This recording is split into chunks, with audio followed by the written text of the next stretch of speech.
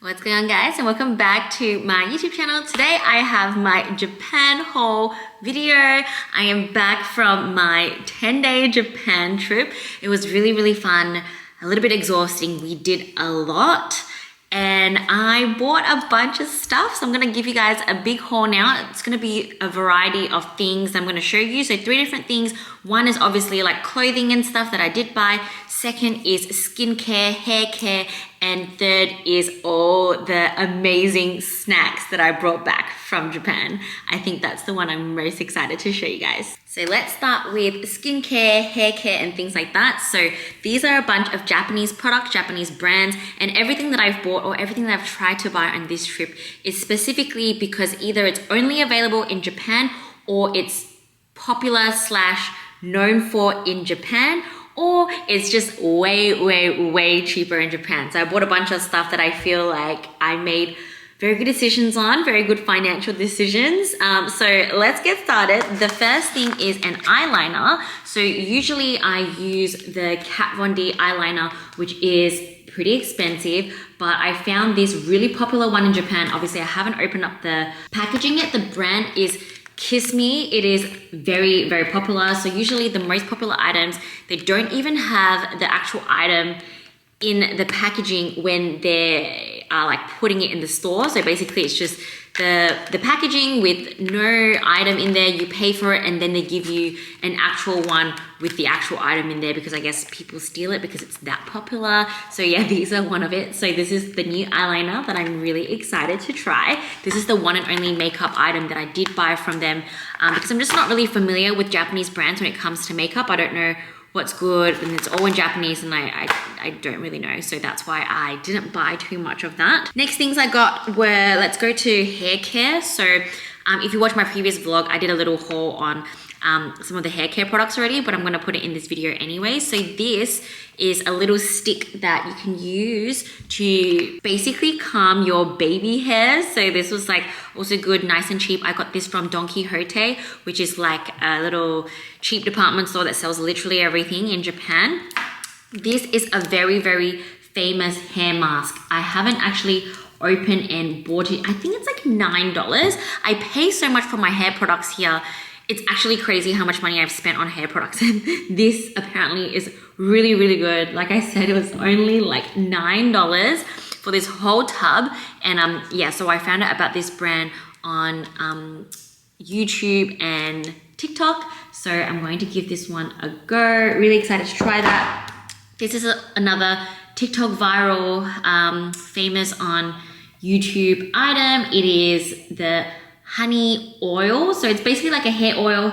I currently use the Olaplex hair oil, which is again very expensive. So this one was actually really cheap and apparently really good. So I'm really excited to try this. Let me know in the comments if you guys want me to do like a little follow-up after I've actually used some of these products as well, so I can talk more about them. This one I've currently already opened and been using whilst I was on holiday. I'm really familiar with this brand Lucido. So I'm from Singapore and they normally sell this in Singapore and Malaysia in like just your regular stores like Sasa, Watson's and things like that. Just regular like pharmacy, kind of like a store.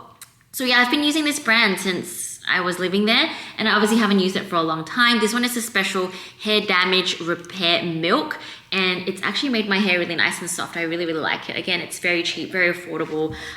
Definitely not Sephora prices at all. So all these things are really gonna be saving me a lot of money in the couple of months to come. The next thing that I'm most excited about, I did use one of these I'm not a sheet mask person, but my skin was just not doing very well when I was there. It's a combination of obviously sleeping late, drinking a little bit of alcohol, not eating the most healthiest foods, things like that. So I put this sheet mask on. I used the T3 one.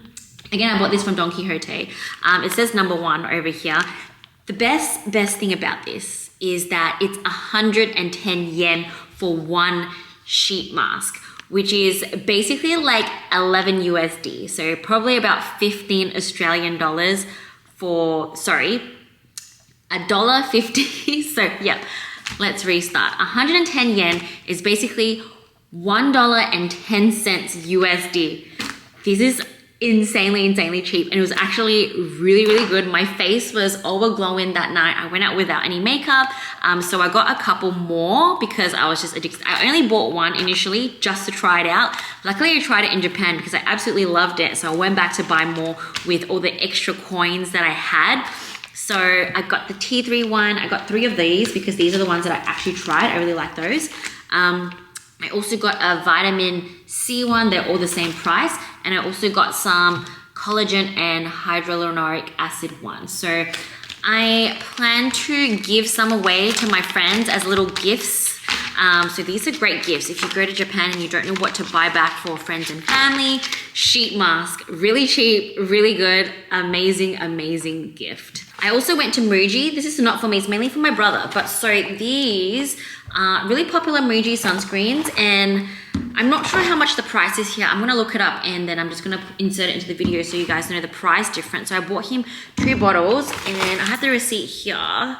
It is 890 yen. So yeah, $8.90 USD. So probably about $11 for sunscreen. And Muji is a pretty good brand. They have Muji stores here, but I believe the Muji stores in Australia are pretty expensive. So yeah, again, Muji is a Japanese brand, so really cheap. If you're into anything Muji, definitely shop at Muji in Japan. It's 100% worth it.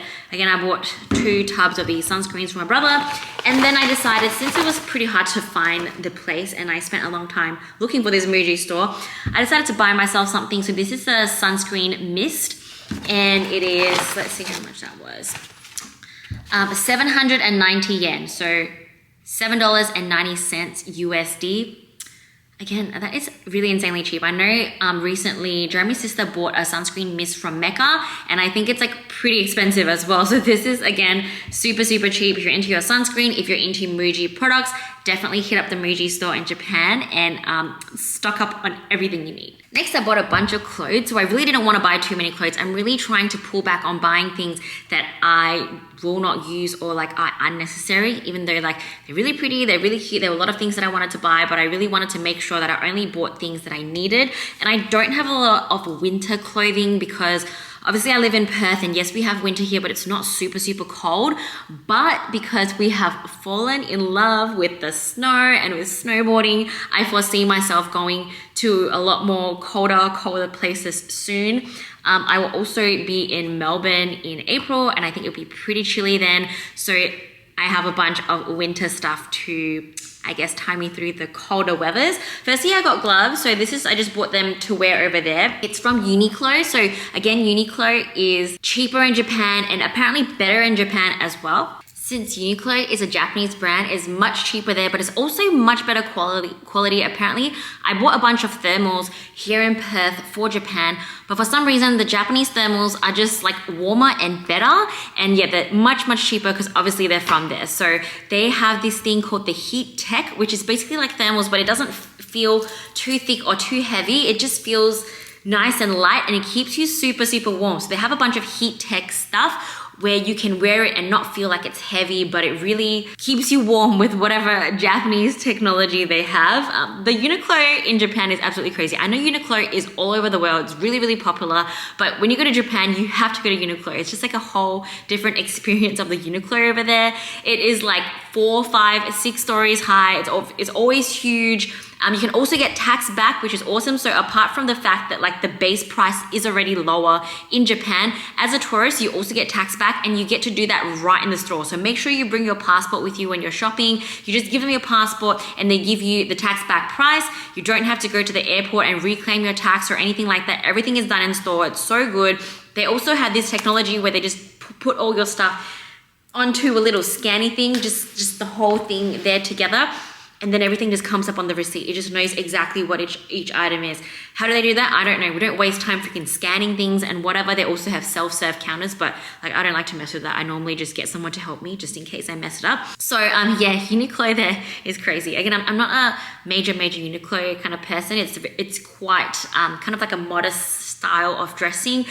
But when it comes to winter clothing, it literally is all I wear when I'm like in the snow and when it's cold, and the quality is amazing. So anyways, I got these gloves. It's nice and fluffy on the inside and it feels really good, and it's also like a heat tech glove. So I've been wearing this all over Japan whilst I was there. So I'm gonna be definitely not needing this in Australia at all. It's just not glove weather. But if I ever go to, I don't know, New Zealand or Canada or anywhere else to go to the snow, or anywhere else that's way colder, even like Korea and stuff like that, I will be able to be wearing these gloves again. So for now, they're gonna be kept in storage until future use. So the next item I got from Uniqlo is this pair of jeggings. So it's a heat tech jegging, as you can see over here. They have that little heat tech sign, which means it's like a heat tech technology. It is like a high-rise jean, so it's like it comes up to, it's like a high-waisted, yeah, high-waisted. It wraps my glutes really nicely. It's a tiny bit loose for me, so the sizing in Japan is also a little bit different. There is no extra small. They only have small. Small is the smaller size, whereas in Australia, I think the sizing is a little bit bigger, so they do bring in extra small. So in Australia, Uniqlo, I wear extra small. In Japan, Uniqlo, it only goes as small as small.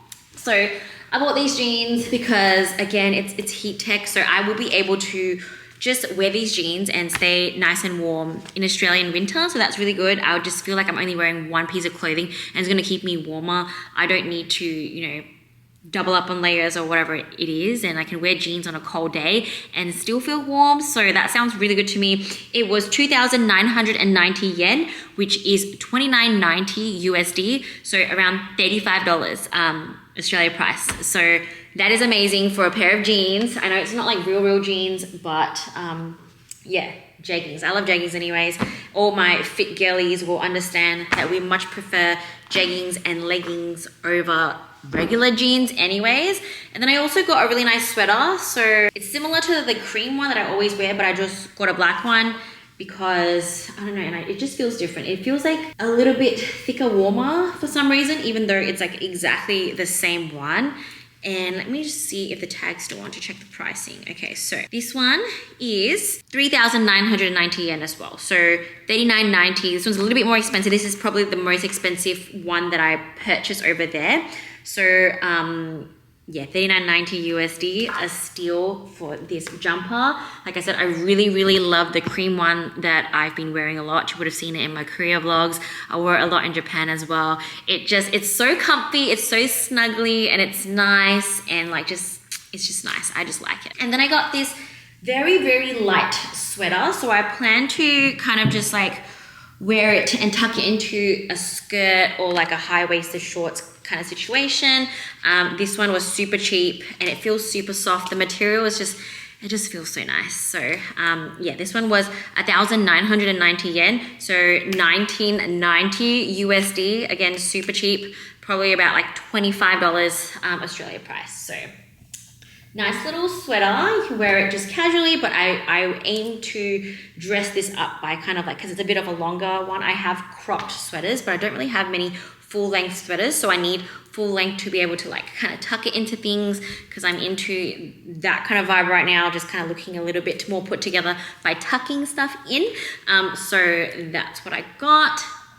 And then when you go to Japan, if you don't already know this, you have to go thrifting. I'm fully converted now, and like initially I didn't know whether I'll ever go back to Tokyo again because I've already been twice, but I will specifically go back there just for the shopping, just for the thrifting. They have very strict counterfeit laws, so you don't have to worry at all about buying anything fake. All the designer items there, they have a lot of stores all over everywhere. I went to all the secondhand pre-loved stores in Osaka. I went to them in Shinjuku. I went to them in Shibuya and also in Harajuku. It's everywhere, and they sell everything from just pre-loved high street brands like Zara and things like that go down to really cheap. They sell like cameras, things like that. They also sell fine jewelry. So they sell your Cartiers, they sell your Van Cleefs, they even sell Rolexes, and they have a ton of Chanel classic flat bags, a ton of Louis Vuitton, and a ton of Hermes as well. So when I finally level up in life, I will be going back there and purchasing a Kelly 100% for sure, and probably another Chanel Classic Flat from there as well. The prices were so good. I was so tempted to buy a Chanel Classic Flat when I was there, but I don't need one at the moment. I just bought my Chanel 22. I already have a Classic Flap, and so I really held myself back from buying a Chanel Classic Flap over there, but I will be back to buy one next time. I know that's for sure. So, and yeah, the jewelry there is just so... The prices are so good, and Japanese people really take care of their stuff. So the quality, and just not the quality is obviously from, you know, the makers, but the condition that the items are in are just so good. So the first thing I got, which was my one and only luxury purchase, maybe you guys would have already noticed, but I got a Cartier Love bracelet. The price was so good. I don't want to go on too much about it, but basically I saved about $2,500 buying this pre-loved, and it came with the box, the certificates, everything, and it was only bought in February last year, so it's literally lived a very short life with its previous owner, and now it's mine. It is a part of the family that I have growing over here. It'll stay on me from now to many years to come, and I will love it with every bit of my being, and I don't plan to sell it anytime soon, but I do plan on maybe selling some of my old luxury items the next time I go back to Japan, like maybe my old Prada bags and things like that. I might bring it there to sell it, but this one is my baby that's here to stay. Second thing I thrifted was actually, you know what, I went to the store, and it's one of those like cheaper thrift stores. There's a bunch of different secondhand stores. One that I like, you know, the ones where I got the jewelry from, they're all like very nice. Everything is like laid out nicely, and those ones are a little bit more pricey. And then you can go to ones where it's just like a little bit messier, just like clothes everywhere, and you have to kind of really sift through, which makes the process like even more so exciting, but you need to spend some time there to kind of sift through and find the hidden gems. There was a few that I did like. I nearly bought a Moncler jacket. There was one that was for a really good price, which I wanted to buy it, but then I realized that I wanted to buy it only because I knew it was for a good price. I think it was like $600-700 for the Moncler jacket. And then I realized that I don't need it. I won't wear it that often, and I'm only buying it because the price is good. The one that I wanted more, they tend to be a little bit more expensive. So the style of the Moncler jacket that I would have preferred to have gotten all range around the $1,000 mark. So that's still really cheap for a Moncler jacket, but I decided to not get it. I still got a jacket though, because I really wanted a jacket, and I found this from one of the cheaper thrift stores. I think it was from 2nd Street, I believe. So I went to 2nd Street. There's a lot of 2nd Street stores everywhere. So I went there and I found this jacket, and I didn't even know who the designer was. I just knew that I liked it. It was cool. It fit me. It was something that I didn't have. It was something that I haven't seen before in Perth. The brand is a Japanese designer, so it's Ayla. So yeah, local Japanese brand. I'm gonna wear it and show you guys. It's just like really cool. So I actually came across another jacket that I really actually liked from, again, another local Japanese designer. It was about upwards $200. However, they didn't have my size, so I didn't get it. Obviously, that one was brand new. So yeah, this one is super cool. Look at it. It's like a mixture of like a varsity style jacket, and then it has a little bit of like that leather over there. So this one here is like a nice soft material. Look, everything is still really nice. And then the leather over there. So I'm loving this new thrifted jacket. The sleeves, obviously, they fit me. So it's very hard for me to find pre-loved stuff that actually fit me, because it just means that it has to be some girly out there that is like as small as me for me to be able to buy the secondhand stuff. But yeah, I love this jacket, and I thrifted it and I found it, and I just find that that's so special. It's my first like really thrifted item, so I guess I can call myself a thrifting girly now, because it's something that I always wanted to get into, but there's just not that many nice shops in Australia, or like in Perth in particular, to go thrifting in. And now for the fun part, the snacks. So Japan is obviously known for their matcha, and I went to the matcha store in Tokyo, and I would have bought some matcha powder. Again, the matcha powder that I told you, that's $100, but I already have some and heaps left that my brother bought for me. So when I was there, I obviously just bought a matcha for myself. I got a matcha soft serve. It was really nice. And then I bought a matcha castella back. I haven't tried it yet. I'm really excited to try. It's basically looking like a little pound cake situation. But what really intrigued me is the calories. It is very low fat. So I don't know how a really low-fat cake will taste, but it's made from organic matcha. Again, you can see here the matcha Tokyo. So yeah, they have the calories on the back over there. So one piece is 97 calories, 2.3 protein, 1.5 fat, 18.7 carbs. So it's mainly carbs. So I'm really excited to try this. Plus I love matcha. Plus Japan is known for their matcha. It's a no-brainer. So the next matcha thing I got, this was just from donquijote again.